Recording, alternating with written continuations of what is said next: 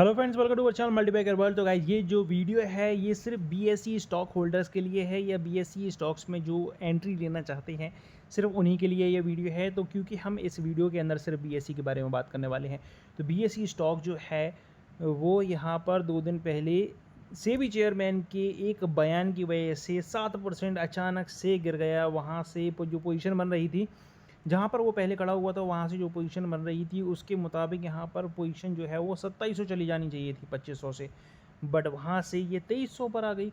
तो यहाँ पर इतनी बड़ी गिरावट आई है एक छोटे से बयान की, क्योंकि चेयरमैन ने बोला कि यहाँ पर जो वीकली कॉन्ट्रैक्ट है एक्सचेंज के अंदर, यानी कि सेंसेक्स और निफ्टी दो के अंदर वीकली एक्सपायरी है ऑप्शंस मार्केट के अंदर, एफएनओ के अंदर। तो यहाँ पर उसके अंदर ये चीज़ें बंद होनी चाहिए, क्योंकि वीकली एक्सपायरी में रिटेलर्स को सबसे ज़्यादा लॉसेस हो रहा है और ऑपरेटर्स वहाँ पर काफ़ी ज़्यादा पैसे कमा रहे हैं, और जो फॉरेन इन्वेस्टर्स हैं वो भी काफ़ी ज़्यादा पैसे कमा रहे हैं, बट रिटेलर जो है वो डूबता जा रहा है, काफ़ी ज़्यादा लॉसेस कर रहा है।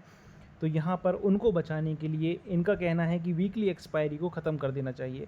बट यहाँ पर मैं कहता हूँ कि मंथली एक्सपायरी तो भाई पहले ही से ही चल रही है।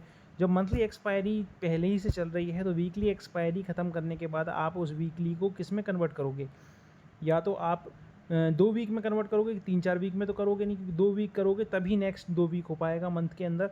तो यहाँ पर हो सकता है कि 2 वीकली एक्सपायरी का यहाँ पर दौर लेकर आया जाए, या फिर उसको ख़त्म ही कर दिया जाए। ज़रूरी नहीं है ख़त्म, तो मुझे नहीं लगता है कि किया जाएगा। बट यहाँ पर भाई साहब आप कहते हैं कि ऑपरेटर कितने ज़्यादा तेज़ रहते हैं कि जैसे ही बयान आया उससे पहले ही मार्केट में कैसी गिरावट लेकर आनी है ये पहले ही से वो रेडी होकर बैठे हुए रहते हैं। तो यहाँ पर उन्होंने जैसे ही बयान आया तुरंत मार्केट में वहाँ पर पुट बाय उठा लिया होगा उन्होंने, ताकि अच्छा खासा प्रॉफिट कमाया सके, और उन्होंने वहाँ से काफ़ी अच्छा प्रॉफिट भी कमाया होगा। तो यहाँ पर रिटेलर जैसे पहले डूब रहा था, तो इस बयान की वजह से वो उस टाइम काफ़ी ज़्यादा डूबा होगा। और बीएसई स्टॉक के अंदर देखेंगे तो हमारी जो होल्डिंग थी वो यहाँ पर काफ़ी ज़्यादा लॉस में आ गई है। हम जो पहले प्रॉफिट में चलना शुरू हो गए थे कि धीरे धीरे ये ऊपर आ रहा है, तो प्रॉफिट में हम आने लगे थे अपने एवरेज पॉइंट करने के बाद, तो यहाँ पर अचानक से फिर से लॉस में आ गए। अब जहाँ पर ये पोजीशन खड़ी हुई है आप देखेंगे कि नेक्स्ट डे में गिरावट के बाद नेक्स्ट डे जब आया तो यहाँ पर ज़्यादा ना ऊपर गया ना ज़्यादा नीचे गया, एक प्राइस के अंदर ही ये घूमता रहा। यहाँ पर देखेंगे तो ओपन पोजीशन और क्लोज पोजीशन दोनों एक ही जैसी बनी हुई हैं। यहाँ पर इसने वहीं पर क्लोजिंग दी थी जहाँ पर ओपनिंग दे रहा था।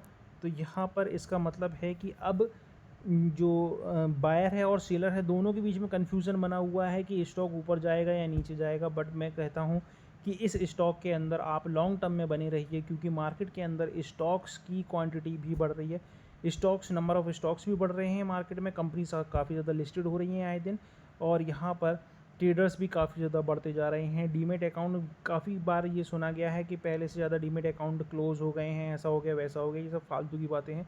यहाँ डीमेट अकाउंट कंटिन्यूसली खुलते जा रहे हैं।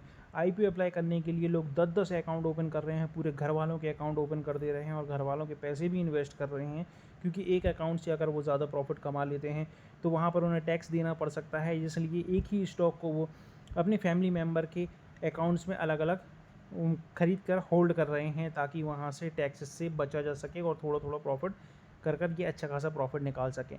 तो यहाँ पर डीमेट अकाउंट तो कंटिन्यू खुल रहे हैं, ट्रेडिंग्स कंटिन्यू बढ़ रही है। बीएसई के अंदर जैसे जैसे नंबर ऑफ़ ट्रेड्स बढ़ते चले जाएंगे, इनका प्रॉफिट्स, इनका रेवेन्यू सब कुछ बढ़ता चला जाएगा, तो स्टॉक के अंदर आपको एक बड़ा सा मूवमेंट देखने को मिलेगा।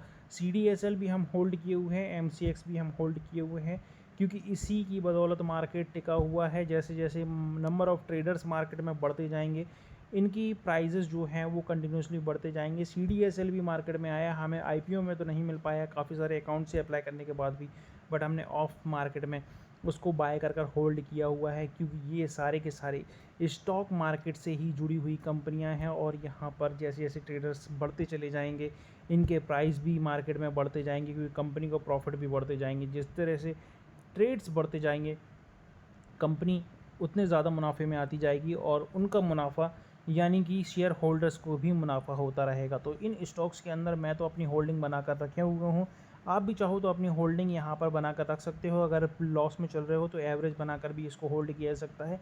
काफ़ी बढ़िया स्टॉक है, अच्छा खासा प्रॉफिट देकर जाएगा। और कोई क्वेरी हो तो आप कमेंट बॉक्स में पूछ सकते हैं।